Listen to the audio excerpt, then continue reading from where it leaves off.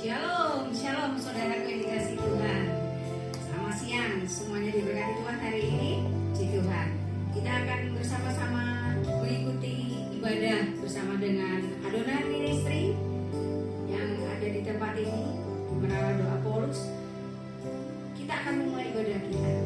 Kita mau menyembah dan memuliakan namanya, dan terlebih lagi kita mau mendengar Tuhan berfirman, Tuhan bersabda melalui hambanya. Biarlah kita semua, baik yang ada di tempat ini maupun juga yang mengikuti secara live streaming saat ini ataupun mengikuti secara tunda nanti, kita akan bersama-sama memuji dan memuliakan nama. Kita akan berdoa terlebih dahulu. Kita mau serahkan ibadah kita kepada Tuhan saat ini. Tuhan, terima kasih karena kebaikan-Mu, karena kemurahan-Mu pada kami saat ini. Tuhan, Engkau senantiasa memperhatikan kehidupan kami.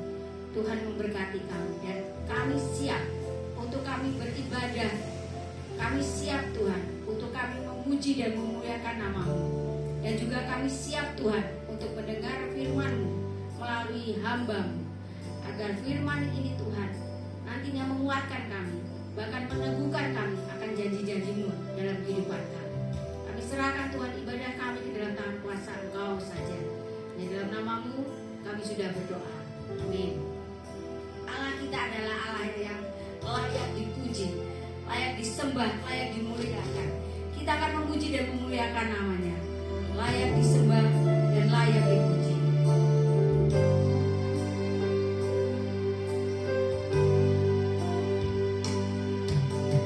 Alam semesta menukiskan kebesaran Tuhan.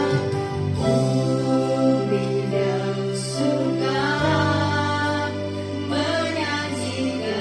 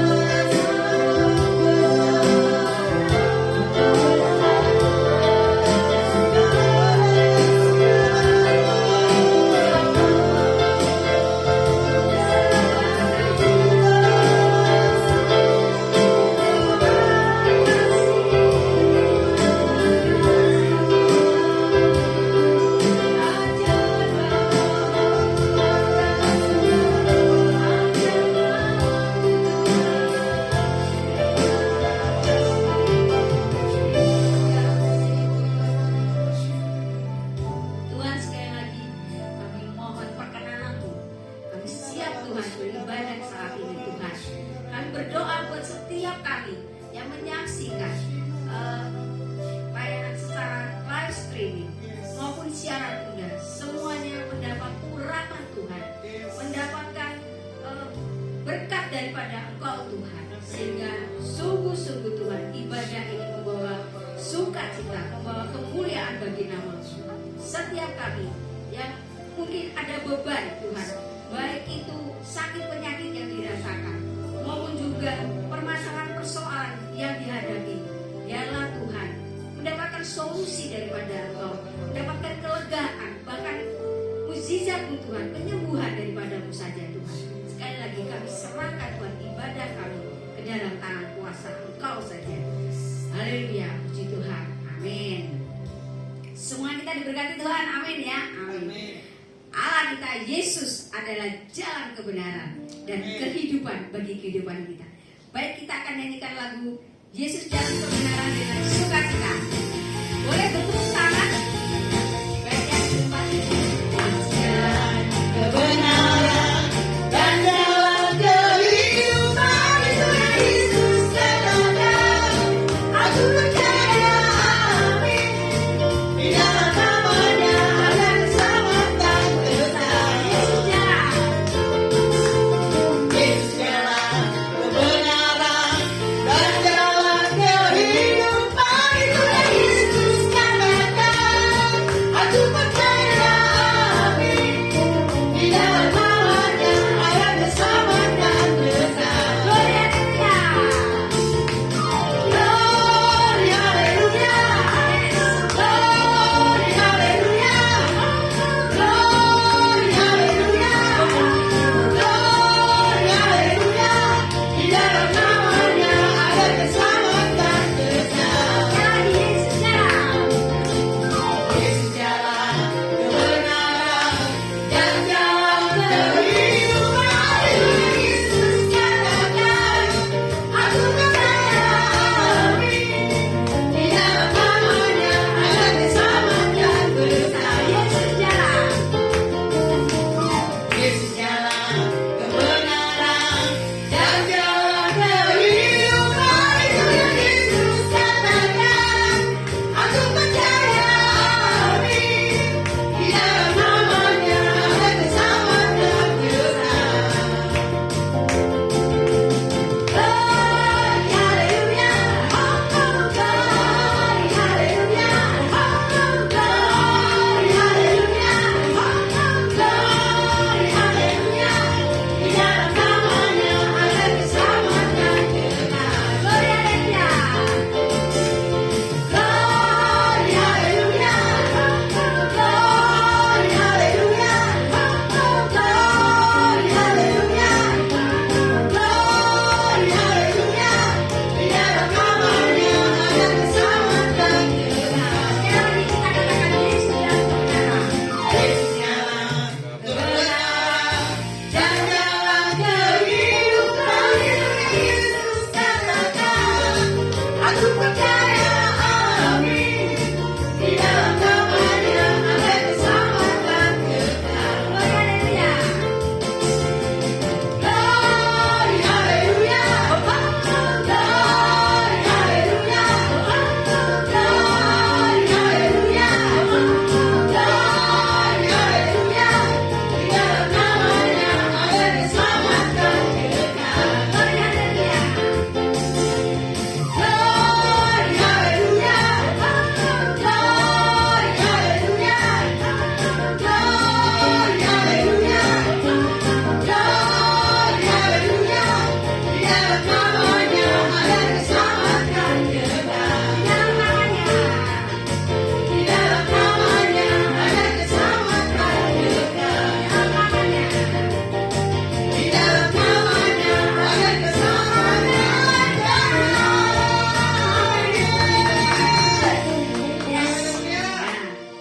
Allah kita adalah Allah yang luar biasa, tak terbatas kesetiaannya, tak terbatas kuasanya buat kita. Saat ini kita akan mendengarkan kebenaran firman-Nya. Kita mau buka hati kita mau persiapkan, kita mau mengagumi bagaimana Tuhan di dalam setiap proses kehidupan kita Tuhan ikuti, Tuhan menangkap kita supaya kita tetap dalam arahan-Mu. Kita tidak akan menyerah. Apapun yang terjadi dalam segala musim kehidupan kita, Tuhan selalu ada dan menguatkan kita. Tak terbatas kasih-Mu Tuhan.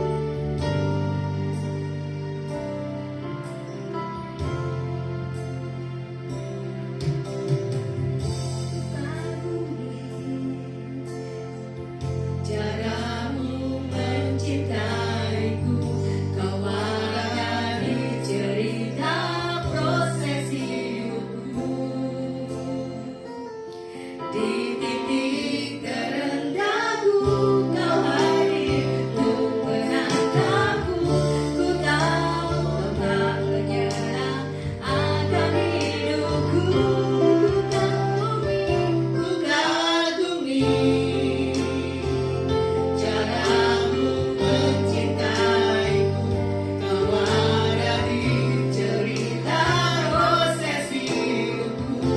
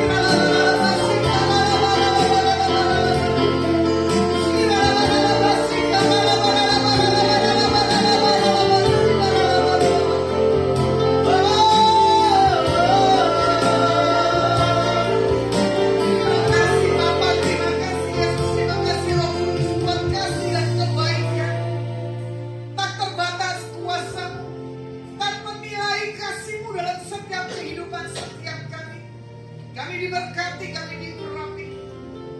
Biarlah pewahyuan, tuntunan hikmat ada bagi setiap kami.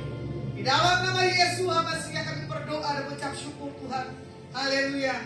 Amin. Shalom. Saya akan bagikan renungan firman pada hari ini. Belajar menerima dari Tuhan. Nah, berbicara belajar menerima dari Tuhan, berarti bukan yang baiknya aja, yang buruknya pun, ya, prosesnya pun kita harus bisa hadapi. Makanya dibilang begini, ku kagumi, gitu, caramu mencintaiku, kau ada di cerita proses hidupku. Amin.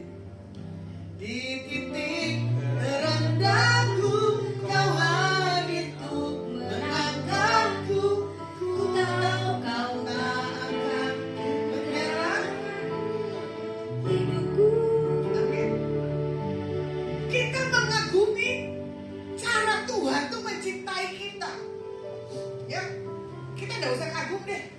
Terlalu baik cara Tuhan membuat kisah hidup kita dari dalam kandungan 0 sampai hari ini. Ya, makanya di sini dikatakan apa? Ada cerita proses hidup kita. Di titik terendah Tuhan hadir.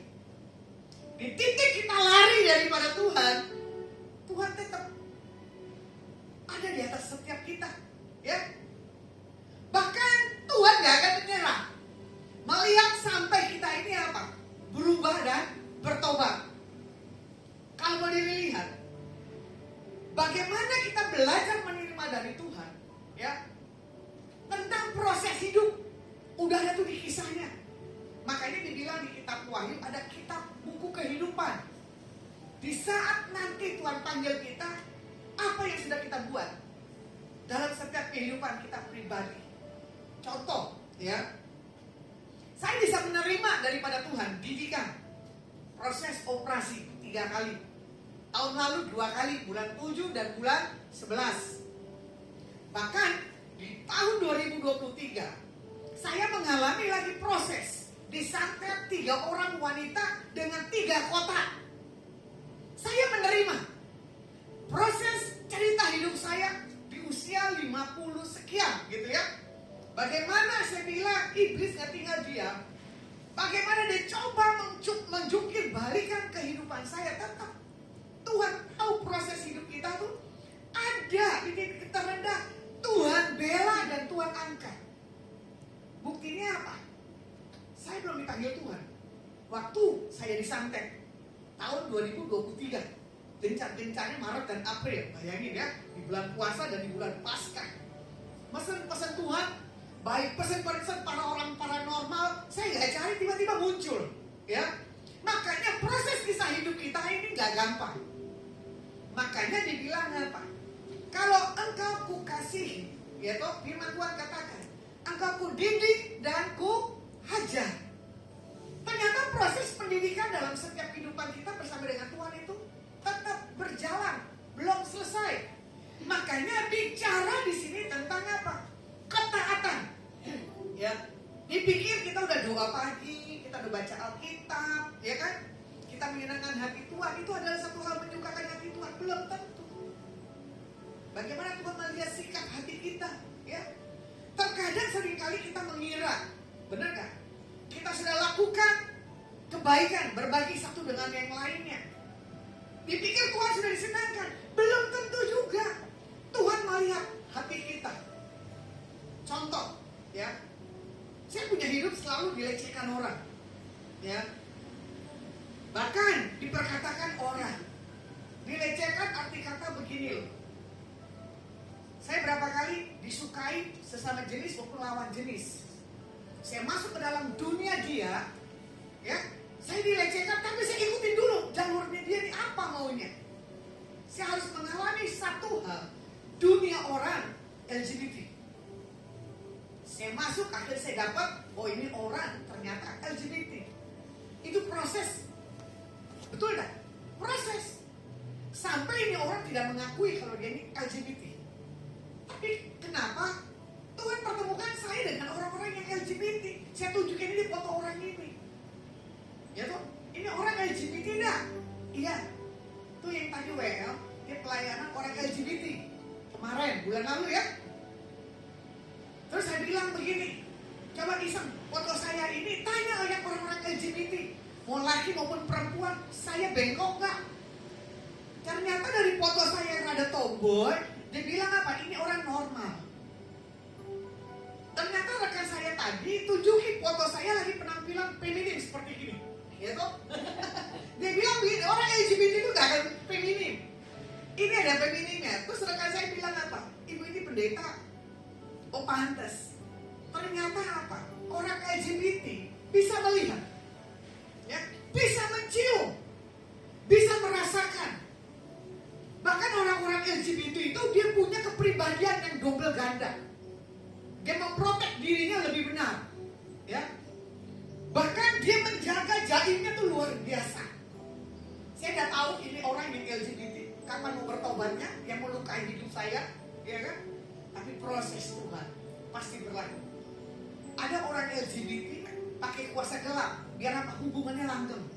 Tapi saya percaya waktu dan saatnya Tuhan pasti akan bongkar dengan cara yang kita tidak mengerti. Makanya dibilang apa? Di titik terendah, yaitu Tuhan angkat. Bagaimana Tuhan akan bela orang yang benar? Bagaimana Tuhan akan bela orang yang tulus? Makanya di sini juga dikatakan apa? Ada satu format ketaatan yang mungkin kita lewati dalam setiap kita belajar proses dari setiap kehidupan Tuhan. Kita lihat Amsal 23 ayat 26. Firman Tuhan katakan begini, hai anakku, berikanlah hatimu kepadaku, biarlah matamu senang dengan jalan-jalanku. Saya suka dengan Amsal katakan begitu, ya. Berikanlah hatimu kepadaku. Karena apa? Tuhan lihat hati seperti Daud. Daud hatinya berbeda, ya. Makanya saya pernah hari itu orang Batak ada katekisasi. Ternyata pendeta Batak bisa bernubuat. Jangan sombong, kita yang bisa bernubuat, ya. Ternyata katekisasi saya namanya CD, gitu ya. Saya suka. Dibilang begini, ayat CD saya, katekisasi saya sampai hari ini masih terngiang. Berbahagialah orang yang tidak berjalan menurut nasihat orang fasik, yang tidak berdiri di jalan orang berdosa, dan yang tidak duduk dalam kumpulan pencemooh. Tetapi yang kesukaannya ialah Taurat Tuhan, dan yang merenungkan Taurat itu siang dan malam. Waktu saya katekisasi CD, saya nggak paham. Apa sih saya harus katekisasi? Kalau orang Batak gereja HKBP, persyaratan untuk menikah harus punya katekisasi. Kalau nggak ada katekisasi, tidak bisa menikah di gereja HKBP, ya.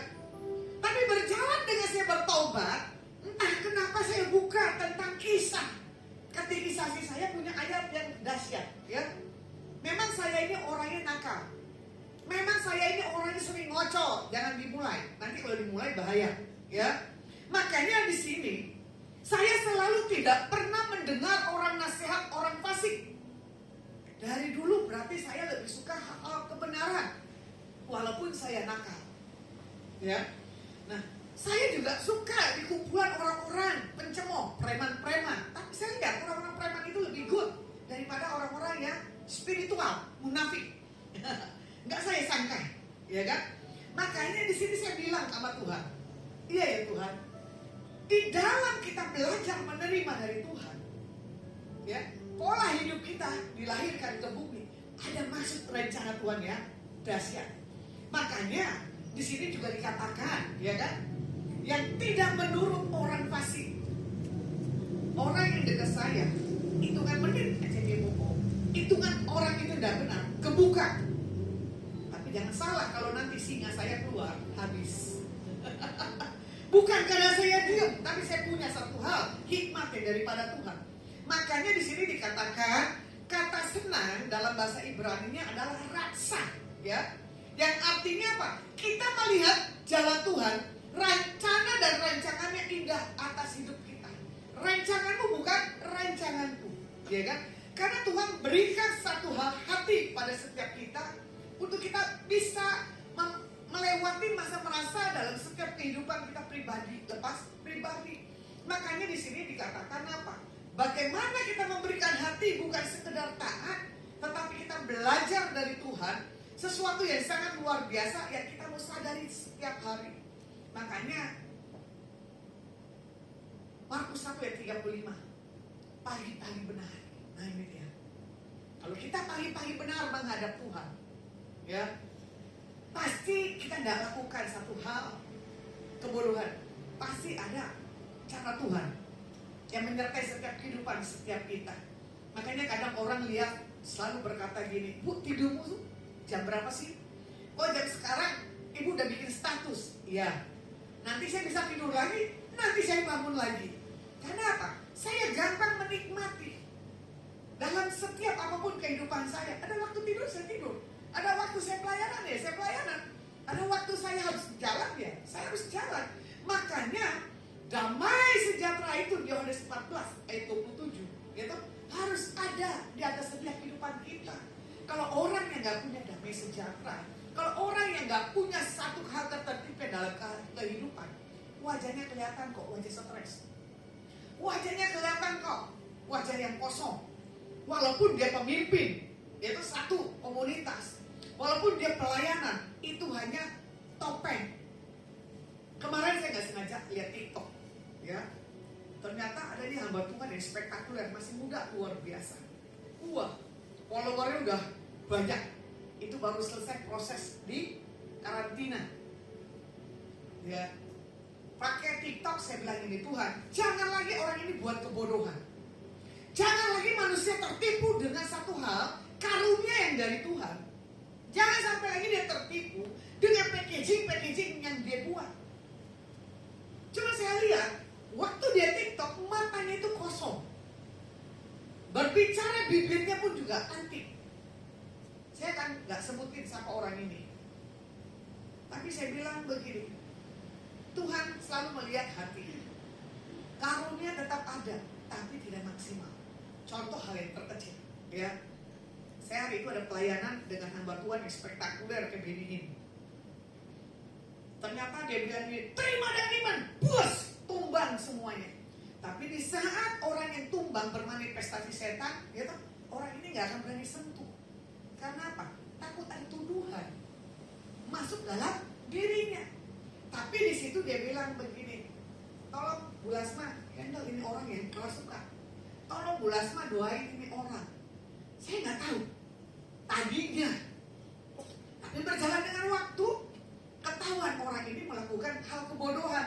Makanya dia tidak punya kuasa. Hari itu sempat ada rekan saya ikut pelayanan saya, pelepasan. Saya orang pelayanan yang antik punya. Dia tengking itu setan. Akhirnya setannya bilang gini, ngapain kamu tengking saya? Semalam kamu baru berzina. Saya kaget. Saya bilang, wah, kok kamu bisa ketelanjang sih? Kalau kamu begini, kamu jangan ikut pelayanan. Karena apa? Pelayanan pelepasan itu gak gampang. Kita kagumi Tuhan gak? Kagumi. Tuhan menyertai gak? Menyertai. Tapi iblis gak bisa ditipu. Tapi saya pingin orang yang menjolimi saya, ya, harusnya ketahuan. Dia undanglah si Daud Tony, tapi Daud Tony datang kalau orang ini LGBT. Ya, diundanglah rasul dan nabinya, gak tahu kalau orang ini LGBT dalam satu komunitas. Tapi yang saya suka, ada pengakuan dari rekan saya bilang begini, setiap kamu datang, kamu mau minta dinubuatin orang ini, memang dari awal saya udah gak suka. Pokoknya gini ya, kalau orang itu dia punya spirit yang gak benar dalam dirinya, saya tuh bawaannya emosi. Saya nggak tahu emosinya apa, tapi belum tersingkap. Tapi berjalan dengan waktu baru tersingkap. Baru saya memahami cara Tuhan. Ya, makanya orang bilang begini, setiap hamba Tuhan ini mau doain kamu, ya pasti mundur 3 langkah. Ya kan? Saya bilang, loh kok bisa begitu? Iya. Nggak tahu kenapa ya. Berapa kali dia mau buatin kamu mundur melangkah. Iya ya. Setiap dia mau menyampaikan pesan Tuhan, tapi saya nggak tahu baju saya properti. Gambar singa lah, entah gambar burung merpati. Berjalan dengan waktu, kebongkar. Cuma saya bilang gini, kekuatannya oke lah, tapi powernya tidak ada. Saya punya rekan juga indigo, ya, selalu di penginjilan kemana-mana. Tapi giliran berdoa, dia nggak punya power. Dia bilang, kapan kamu pulang?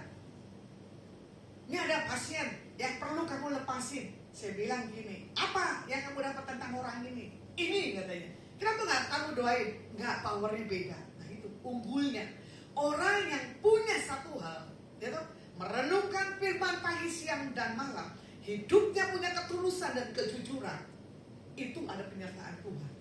Makanya di sini Yohanes 14 ayat 27 firman Tuhan katakan begini, sejahtera aku tinggalkan kepada kalian, sejahtera aku sendiri yang kuberikan kepadamu. Yang kuberikan itu bukan seperti yang diberikan dunia kepadamu. Jangan gelisah dan takut. Jadi tanda-tanda ini akan menyertai orang-orang yang percaya. Sekalipun minum racun, betul dah, gak akan meninggal. Sekalipun dikerjain, gak akan kena. Nah, ini yang Tuhan bilang apa? Karena punya ketulusan dan kamu berniat. Selalu saya tekankan dalam diri saya ya, buat kebaikan dan ketulusan. Karena apa? Tuhan akan memberikan satu karunia. Tuhan akan berikan satu hal, kekuatan dalam setiap kehidupan kita anak-anak Tuhan. Kalau mau dilihat 1 Petrus 5 ayat yang ke-7, firman Tuhan katakan begini, serahkanlah segala kekhawatiranmu kepada Tuhan, sebab Ia memperdulikanmu. Bagaimana ketakutan, kekhawatiran, itu harusnya tidak ada. Memang ada, tapi jangan sampai membuat diri kita tuh lemah. Gak usah sombong ya. Waktu saya dioperasi kemarin itu luar biasa. Tensi saya gak pernah tuh seumur umur 135. Ini 135. Saya mau pulang dari rumah sakit, tensi saya masih 120, katanya bagus. Sementara tensi saya tuh 98 lah, yaitu per 70. Biasanya begitu. Karena apa? Saking ketakutan. Saya coba memuji dan menyembah, tapi namanya jarum itu punya titik lemah dalam diri saya, ya kan? Tapi namanya itu meja operasi membuat titik kehidupan saya tuh takut. Karena apa? Alat-alatnya, ruangannya yang mencekam. Istilahnya gini loh, ini neraka kali Tuhan ya zaman. Ini tanda-tandanya. Jadi Tuhan persiapkan. Saya sudah tengking meja operasi. Saya sudah tengking, ya sakit penyakit. Kok ya bisa? Di usia 50-an begini, penyakit itu muncul. Ya kan? Bukan seperti lagunya gini. Tanda-tanda telah nyata, gitu. Hujan akhir telah tiba. Ini enggak. Tanda-tandanya udah nyata. Alkitab bukannya di kanan, tapi Alkitab ada di kiri. Kita berduduk sakit ketakutan di meja operasi. Ya, makanya orang bilang begini bercanda, wah ibu ini preman-preman ternyata hanya takut dengan jarum. Bukan ini dengan jarum, cacing, jangan coba-coba. Ular saya berani bunuh. Mau gede, mau kecil, mau jauh, mau dekat, berani saya bunuh. Dan itu sempat saya tinggal di Jakarta di daerah Kebun belakangnya tanah kosong. Sering banget kemasukan ular. Ya, papa saya itu takut sama ular, apalagi ular main-mainan. Ular, dia tuh yang bisa dibengkok-bengkok, maupun ular yang karet. Jadi hari itu saya iseng, bapak saya mau marahin saya, sudah siapin ular, gitu. Jadi kalau bapak saya mau marah, saya lempar itu ular karet, dia teriak. Jadi bapak saya nggak akan bisa. Waktu ular itu masuk di kamar mandi, bapak saya histeris. Saya bilang ini seorang polisi, bapak laki-laki itu takut sama ular. Saya bilang, kenapa pak? Atau ular? Udah diam-diam, tenang sana pak. Saya ambil balok, saya pukul palanya mati. Terus saya pegang palanya, ini loh udah mati. Puang, saya bilang ngamuk gitu kan. Sudah dirapetin seperti apapun kamar mandi, tapi namanya ular. Ular, ya, ular. Kalau mau masuk ya masuk. Bukan ini dari lubang air, dari atap. Dia bisa masuk. Hari itu juga sama. Cacing ternyata bisa naik ke tembok, percaya nggak? Saya nggak pernah tahu kalau cacing bisa naik ke tembok. Ya, ternyata kamar mandi banyak cacing. Gantian saya histeris hari itu, bukan bapak saya. Cacingnya gede-gede. Saya bilang, bapak ini cacing. Bapak saya ambil garam, dibuang, ditaburin, cacing itu pergi. Makanya dibilang apa? Ya, belajar menerima dari Tuhan dalam kehidupan itu kita punya misteri masing-masing. Kita punya fobia masing-masing, ya. Jangan rasa diri kita ini kuat, ya. Makanya dibilang gini, damai yang Tuhan berikan, ya kan, adalah damai di setiap musim kehidupan. Kalau lagi musim kehidupan kita lagi di atas, enak, betul ya? Menyembah Tuhan biasa. Tapi di saat proses padang gurun, nah itu dia, tangisan dan lelerat dari sini keluar tanpa batas. Ya, makanya kadang saya suka diproses, tapi manusia tidak mau diproses. Ya, begitu pun tentang kehidupan saya masuk ke dunia yang paling gelap pun saya masukin. Di atas orang-orang yang bagi saya perlu saya masuk, gitu kan? Nah, di sini juga dikatakan apa? Di setiap musim, setiap keadaan dunia, pasti itu akan Tuhan buat reda. Bagaimana Petrus, dia tuh di atas kapal, ada ombak, dia sempat ketakutan. Kalau saya jadi Petrus hari itu saya nggak akan takut. Karena apa? Ada Tuhan Yesus. Sama seperti rekan-rekan bilang begini, kalau jalan sama Bulasma aman. Karena apa? Malaikatnya banyak. Ngebut apapun pasti selamat. Ya, di situasi apapun keadaan pasti aman. Benar. Makanya orang-orang rekan-rekan pada bilang begini, suami-suaminya khususnya. Saya jadi bulanan teman-teman saya perempuan. Cobalah pamit sama suami saya, kalau kamu yang minta jalan, pasti suami saya izinin, tapi bukan selingkuh loh ya. Kebanyakan orang LGBT kelihatannya rohani, betul ya? Tapi ujungnya main dua, bisa laki dan perempuan. Nah, di situ saya lihat suaminya enggak apa-apa, enggak aman.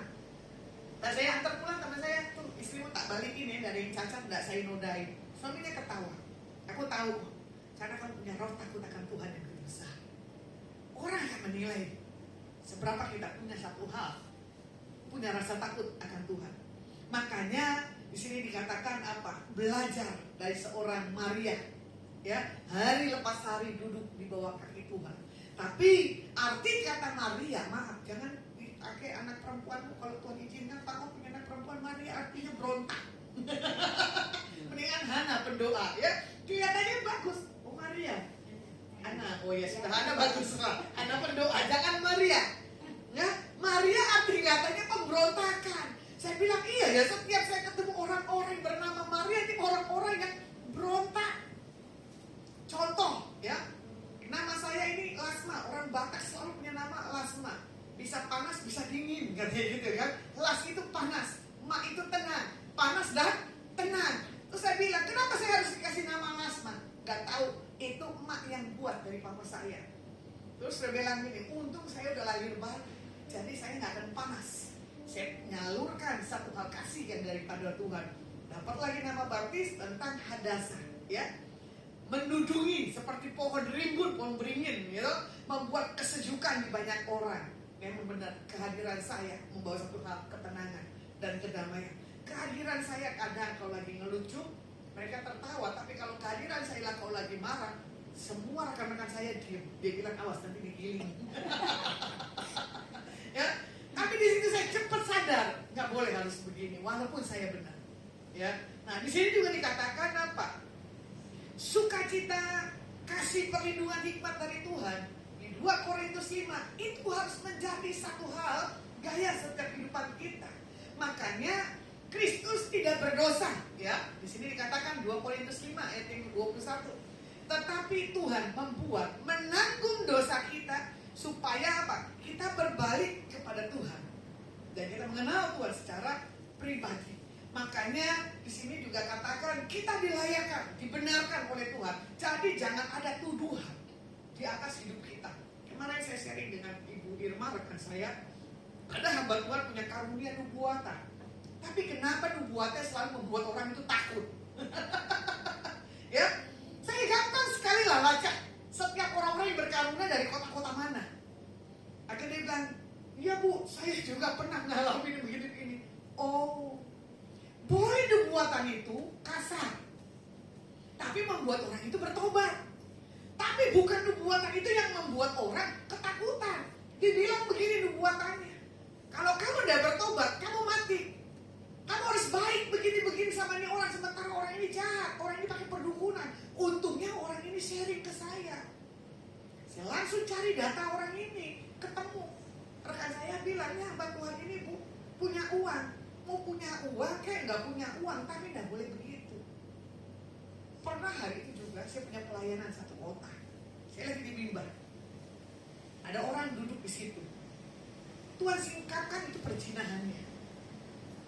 Ternyata satu gereja nengok, ternyata orang yang saya pesen Tuhan itu dia nggak marah. Dia nungguin saya pikir mau ngamuk. Ternyata dia bilang gini, terima kasih bu. Kalau ibu nggak tegur saya tadi tentang perjinahan semalam, saya tetap melakukan perjinahan. Gemparlah satu gereja. Haleluya. Orang ini dimenangkan bagi nama Tuhan. Makanya kalau gereja yang undang saya kadang begini, setahun sekali pasti dia undang saya. Karena apa? Biar ada pemurnian di atas jemaatnya. Ada yang bengkok, ada yang enggak. Nah, itulah yang kadang Tuhan bawa setiap kehidupan kita. Makanya kadang orang bilang begini, pesan-pesan Tuhan disampaikan di atas saya apa? Kamu hamba Tuhan yang gak takut mati. Kamu hamba Tuhan yang unik dipakai Tuhan. Gak kompromi. Ya, makanya kita ini cuma wadahnya kok. Jangan selalu ada atribut. Jangan selalu ada hal-hal yang tidak Tuhan inginkan. Makanya jangan kejar hal-hal fana di dalam dunia. Buat apa? Kejar hal-hal yang dunia, jabatan, status, pengakuan, pencitraan. Itu gak penting bagi setiap orang yang mengerti siapa pribadi Tuhan dalam setiap kehidupan. Kerendahan hatilah itu yang penting. Contoh hal yang sepele. Tadi saya mau parkir kendaraan, ya. Itu ada satpam yang lama dan satpam yang baru. Satpam yang baru dibilang gini, maaf ibu, ini parkir buat para petinggi dan pejabat. Saya bilang, oh, oke. Kamu siapa? Orang itu udah cerita siapa pribadi saya dan ini kendaraannya seperti apa. Enggak bu, dia nggak kenal ibu, nggak mungkin nggak kenal saya. Saya bilang begitu kan. Saya lapor dengan rekan, ini orang mesti dilaporin gitu. Karena apa? Ngerjain yang orang baru. Bayangin, yang bisa parkir di sini hanya pejabat dan orang tertentu. Terus saya bilang, saya ini dari tim menara. Nanti saya laporin ke kepala kalian. Kenapa saya harus lapor?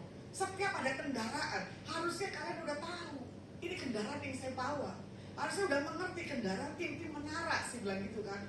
Ini orang keterlaluan, ngerjain orang yang baru. Tapi di situ saya menjaga hati saya. Saya bilang, ini orang mau khotbah selalu aja ada celah-celah iblis buat saya tuh emosi. Dengan gampangnya si satpam yang lama itu minggir. Saya bilang hebat juga, bikin orang sensasi. Saya bilang Tuhan saya ngampuni, saya berkati orang ini. Nah, kadang ketidaksadaran kita, ya, dalam kehidupan Tuhan perhadapkan kasih atau emosi. Untungnya tadi itu saya dengan kasih, ya, karena saya lihat ini satpam yang baru. Bukan satpam yang lama. Nah, makanya orang yang melekat kepada Tuhan otomatis dia nggak gila harta, dia nggak gila jabatan, karena dia cuma tahu menyenangkan hati Tuhan adalah satu hal kebahagiaan. Makanya kadang ada satu hamba Tuhan dia sampaikan message Tuhan dalam hidup saya. Saya suka sih, nubuatan ini bagus. Tapi yang mengganjal kehidupan saya dibilang begini. Kalau Bu Lasma tidak punya mobil, kalau Bu Lasma tidak punya rumah, ya, nanti Bu Lasma nggak dihargai. Saya cuma kaget. Ya ampun Tuhan, kok pola pikir hamba Tuhan ini seperti ini sih? Saya bilang, aduh Tuhan, bukannya kita tidak mau punya mobil, betul nggak? Ngapain kalau punya mobil itu ngutang, tapi tidak bisa bayar? Ngapain punya rumah ngutang, tapi tidak bisa bayar? Itu nanti kan repot. Berapa lama sih kita punya hidup? Cuma saya bilang gini, ini karunia tanpa ada hikmat, itu bisa repot. Tapi yang saya menggelitik adalah begini, kamu akan punya rumah di kota ini. Saya bilang amin, tapi yang gede, buat nampung banyak orang, bukan buat kepentingan pribadi. Saya cuma bilang begitu, ya. Nanti nggak tahu kalau Tuhan izinkan di tahun ini ada orang yang memberkati saya, ya puji Tuhan. Baik kendaraan maupun tempat buat saya punya rumah khusus penampungan buat orang-orang yang tidak dianggap, ya. Makanya kalau Tuhan itu jawab, wah itu luar biasa. Penantian nubuatan saya 20 tahun yang lalu sebelum saya bertobat. 98 waktu saya ikut seminar nubuatan Bill Heyman dan Ron Soka dan Markus Simanjuntak. Waktu itu kita sama-sama aktivasi belajar, ya. Makanya saya bisa dapat karunia ini karena saya punya hubungan intim dengan Tuhan dan saya jaga sikap hati saya. Bahkan itu nubuatan saya masih simpen berbentuk MP3. Makanya seperti lagunya Jacqueline, setiap janjimu Tuhan, gitu, ku simpan dalam lubuk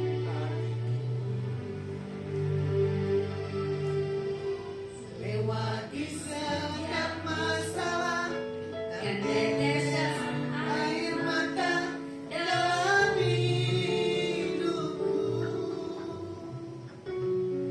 Janjimu menopang hidupku, janjimu menuntun langkahku dalam setiap waktu.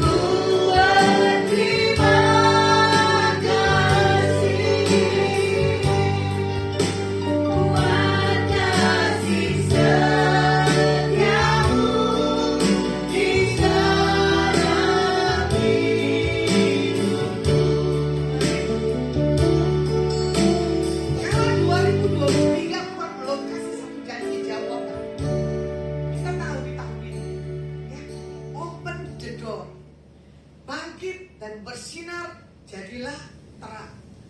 Bangkit dan bersinar. Kita bergerak, kita buat sesuatu hal.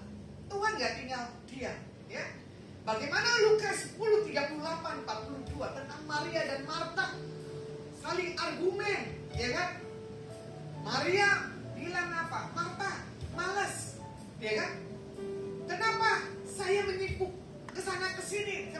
dan engkau. Tuhan tidak butuh kesibukan, tapi Tuhan butuh bagaimana sikap hati kita di hadapan Tuhan. Makanya di sini dikatakan apa? Manusia seringkali berusaha melakukan sesuatu guna mendapatkan sesuatunya tidak dalam duduk tinggal diam di bawah kaki Tuhan. Orang yang duduk diam, tinggal tenang, terletak kekuatan.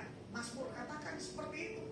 Makanya kalau kita sudah tinggal duduk tenang di bawah kaki Tuhan, kita akan menerima, ya kan? Apa yang Tuhan sediakan hari lepas hari. Seperti Maria, ya. Dia suka duduk di bawah kaki Tuhan, mendengar perkataannya. Tapi di sini porsinya, Maria menyibukkan dirinya. Tapi Marta tidak melihat tentang bagaimana Maria melihat sesuatu hal dalam kehidupan Marta itu berbeda. Ya, kita melihat melakukan orang-orang yang hanya berupaya supaya mendapatkan sesuatu hal, ya kan, yang daripada Tuhan kesenangan. Belum tentu. Gak usah kita banyak melakukan kegiatan tanpa ada satu hal, tuntunan hikmat yang daripada Tuhan. Kalau mau dilihat, ya, Marta mendekati Yesus dan berkata, Tuhan, tidakkah Engkau peduli aku melayani seorang diri? Nah, ini dia. Makanya Marta menyalahkan Tuhan serta saudaranya. Makanya di sini banyak orang seperti itu di hari-hari ini berpikir dengan cara ibadah, dengan cara berbuat baik, dengan banyak segala aktivitas, beneran mengisi waktu kosongnya biar berguna, belum tentu.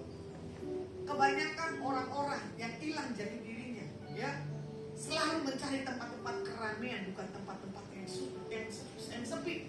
Kalau saya mau lihat waktu saya perjalanan ke Israel, saya melihat bagaimana Musa lebih suka di tempat yang sejuk, tempat yang tinggi. Ternyata Musa mencari satu hal, tuntunan hikmat yang daripada Tuhan. Karena Musa tahu pengwahyuan itu bayarnya mahal. Di dalam tinggal duduk tenang. Makanya kalau mau dilihat bagaimana murid-murid hari-hari ini, anak-anak Tuhan, bagaimana sikap hati kita? Diam atau kita ketakutan? Di tahun-tahun ini, itu keputusan ada di atas setiap kita anak-anak Tuhan. Makanya kita mau lihat di Yohanes 13:4 dan kelima, ya, bagaimana Yesus menanggalkan jubahnya, mengambil sehelai kain lenan, ya. Kemudian Yesus menuangkan air ke dalam sebuah basi, dan di situ dilihat murid-muridnya menyikanya dan terikat pada pinggangnya. Kalau dilihat di zaman itu kebiasaan orang Yahudi adalah membuat satu hal tradisi di atas rumah-rumahnya dalam setiap kalau ada orang yang datang, ya.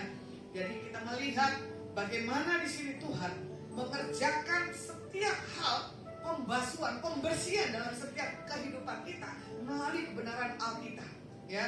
Yohanes 13:6 dan 7 firman Tuhan katakan begini. Maka sampailah ia kepada Simon Petrus, kata Petrus kepadanya, Tuhan hendak membasuh kakimu. Ini bicara tentang kerendahan hati. Jawab Yesus kepadanya, apa yang ku perbuat engkau tidak tahu sekarang, tetapi engkau akan mengerti kelak. Kerendahan hati. Saya pernah dijengkelin orang. Saya pernah dikatakan orang yang gak sesuai. Baik itu seorang pemimpin maupun seorang ibu rumah tangga, pembantu rumah tangga, ya. Tapi saya harus lakukan tindakan pembasuhan kaki di atas pemimpin satu persekutuan dan di atas yang membantu pekerjaan di rumah pada saat itu. Sampai saya membasuh kakinya, sampai malah saya sujud di atas ubin itu, menandakan satu hal, kerendahan hati itu gak gampang. Karena orang paling demen menghakimi, oh seorang pendeta hidupnya begini. Nah ini dia, kembali. Kita mau marah atau kita tetap punya kerendahan hati. Nah, biarlah pada pagi hari ini, ya, kalau kita membasuh kaki kita dengan satu hal, kerendahan hati, Tuhan punya hitungan dalam setiap kehidupan kita, anak-anak Tuhan. Makanya di ayat penutupnya firman Tuhan katakan begini, Amsal 1 ayat 33. Tetapi siapa mendengarkan aku, dia akan tinggal dengan aman, terlindung daripada kedahsyatan malapetaka. Jadi hari-hari ini buat tahun 2024 kita harus mendengarkan Tuhan. Supaya apa? Kita mendapatkan perlindungan, penjaga tiang awan, tiang api. Makanya saya simpulkan, cintailah Alkitab, ya, hiduplah dikuasai oleh Roh Kudus dan Alkitab, supaya bisa kita menikmati, ya, perjalanan hidup kita selama 2024 bersama dengan Tuhan Yesus. God bless you. Bersamamu, Bapa.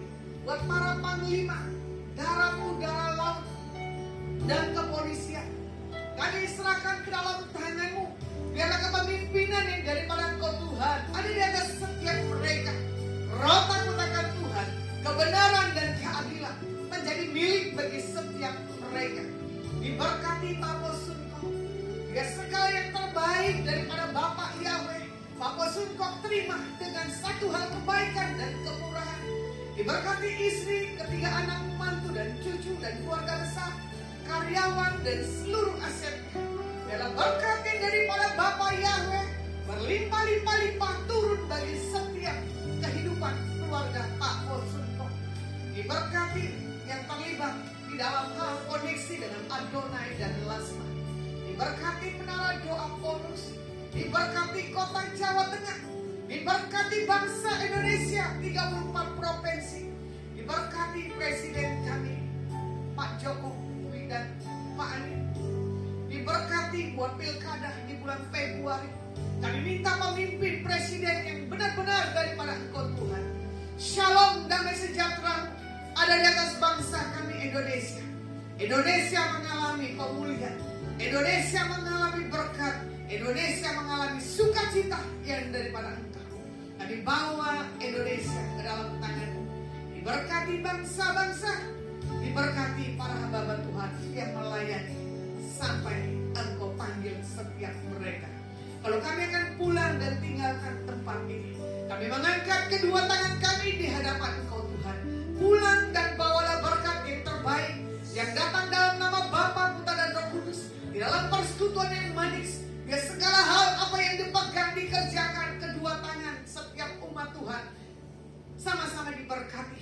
oleh Tuhan. Yang sudah terima berkat Tuhan, mari kita sama-sama katakan amin. Kiranya